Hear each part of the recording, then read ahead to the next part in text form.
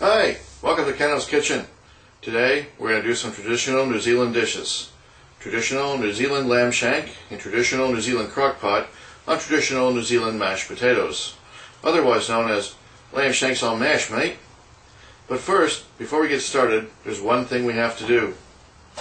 Change some light bulbs. I'll be back. Welcome back. And we got the lights on. Now we can see what we're going to be doing.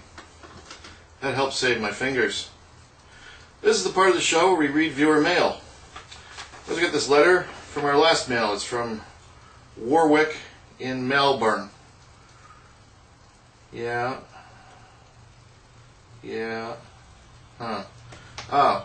Well, to answer your question, Warwick, it was a banana in my pocket, and you should really get over yourself, boy. Really. Welcome back. As I said, today we're going to be making lamb shanks on mash.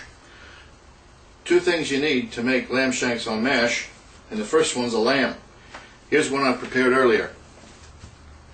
Foibles and I went out with our gum boots this morning, and we got this little beauty. She was slagging behind her mother.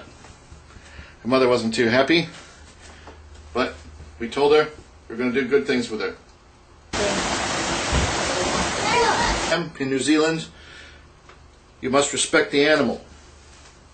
The first thing you need to do to respect the animal is to pour 1 single ounce of Canadian Club whiskey.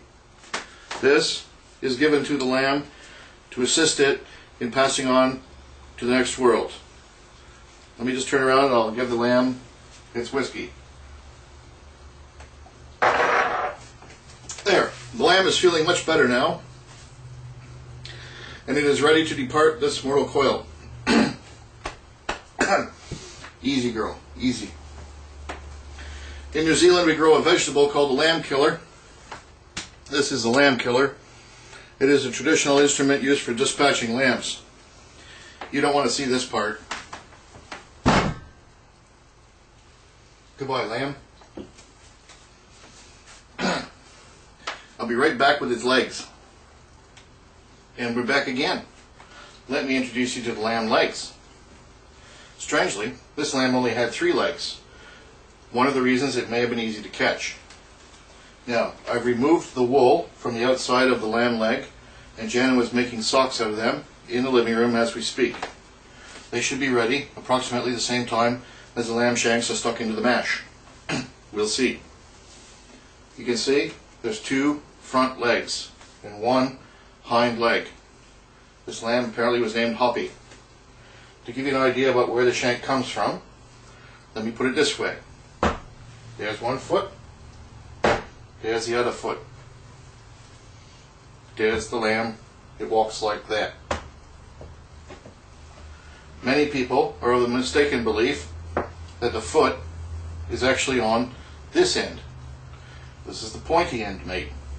They think this is the knee. This is the foot end, mate. If a lamb were to try to walk across a sodden pasture in New Zealand on the pointy end, it would sink in the mud. Therefore, using the logic, that's the foot end. Keeps it above the mud. It makes a nice thud, which of course doesn't occur when it's wearing its wool. It sort of goes poof, poof, poof. In this instance, it went poof, poof, poof, poof. Then we caught it.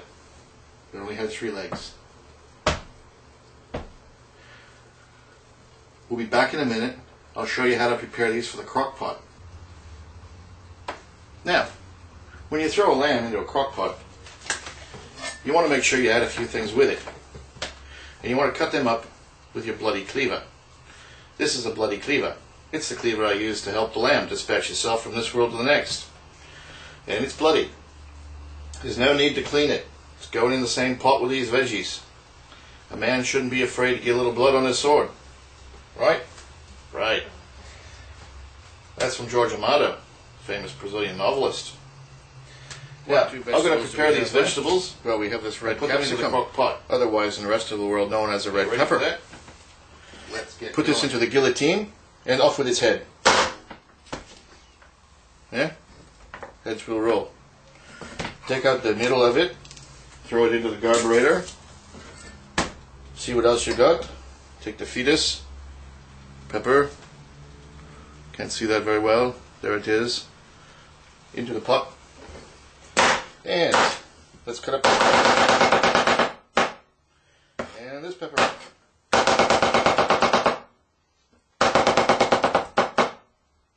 And this pepper. Now, off with his head. Around his neck. There you go. You're done. This pepper. This pepper's being prepared. This pepper's a little old. If you hit it a little harder. Nice coarse chop on the peppers. There we go. Into the pot. And finally, remove the cellophane from the top of that celery that you bought. Chop it, leaves and all. A little bit coarse. Just enough that's going to come up on a fork or a spoon. The lemons, of course, you just bilaterally bisect and bilaterally bisect because you won't be eating them, you'll be removing them. Into the pot they go. And finally, the part of the meal that in New Zealand cookery is considered sacred, which is the lamb bonker. The lamb bonker we used earlier to dispatch the lamb from this world to the next, and this must be included in the stew. Take one end off of it, take the other end off of it, like that. Bilateral bisection. Scoop out the goop, otherwise known as the seeds.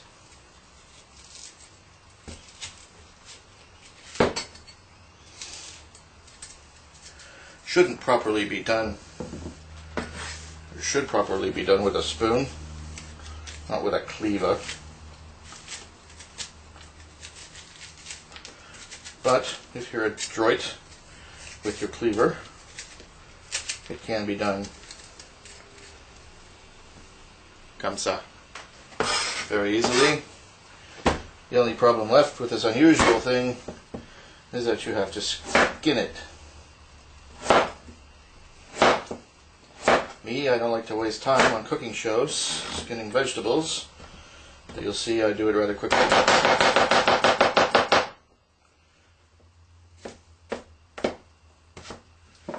We move those into a nice space,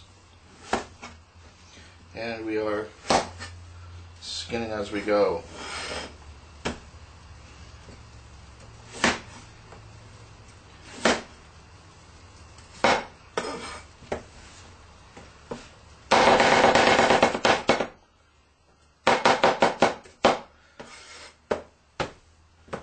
And once more, cut it in quarters, take off the round bit, right down the middle,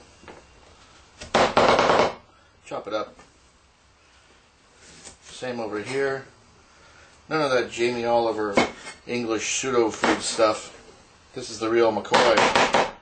There we go. Bit of my thumb in there. Alternate method. Not quite as efficient. Requires a little detailing.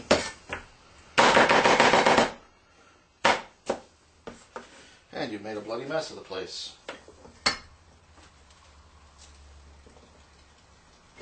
Yep. One last piece. Couple of whacks on the board for luck. Welcome back. And into the pot. You'll be surprised to discover that many people And what have write you me got and they ask me, in the pot? Chuck, can you I hear you ask. how do you make proper lamb broth? Look at that. Now, this is a very simple answer that vegetables. very few people know and answer the answer to. The lamb is sort of a hybrid animal. It's not as big as a cow, but it's kind of related. So we use one cow beef bouillon cube. And we enter that into the crock pot stock. But a lamb is not a cow.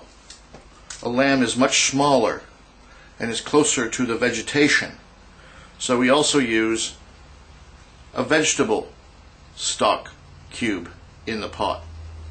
And in this way, we've accommodated the characteristics of the animal, similar to a cow, but closer to the vegetables. That's what lamb actually means. And because lambs come from Greece, they like a lot of garlic, which I just poured in.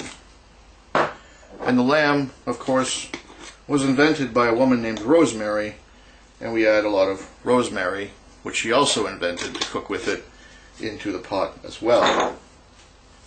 Now the very important part is to put the foot at the bottom of the pot and surround it by the vegetables, because the foot is what touches the earth and therefore should touch the bottom of the pot. As you can see, making lamb shanks is a bit of a spiritual experience. You surround the lamb shanks and have them all come to sort of a teepee effect at the top. This is very important to preserve the teepee effect of the lamb. The legs support the lamb. From here, we add some vermouth.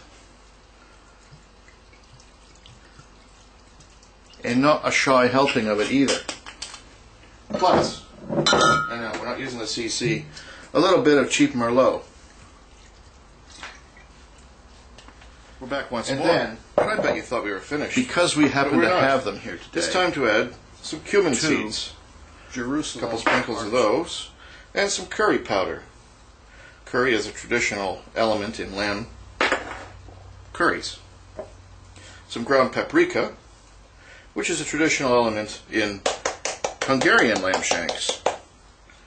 And some Worcestershire sauce, which, although it was not invented in Worcestershire, it was invented in India, was taken back from India to Worcestershire by a pharmacist, who after leaving the barrel on the shelf for 6 months, discovered it was a pretty good tasting sauce.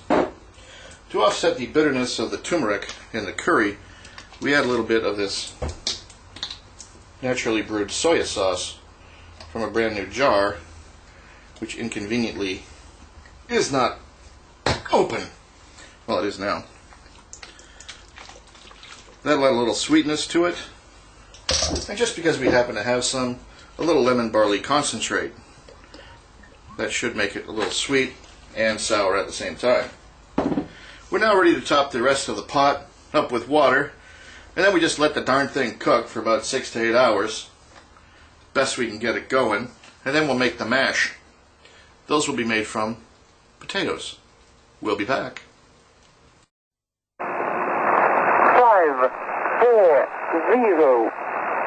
5, 4, 0. 6, 1. 6, 1. 0, 9, 0, 1, 4. 0, 9, 0, 1, 4. 5, 3, 9, 9, 3. 5, 3, 9, 9, 3. 7, 5, 1, 6, 3. 7, 5, 1, 6, 3. 5, 2, 8.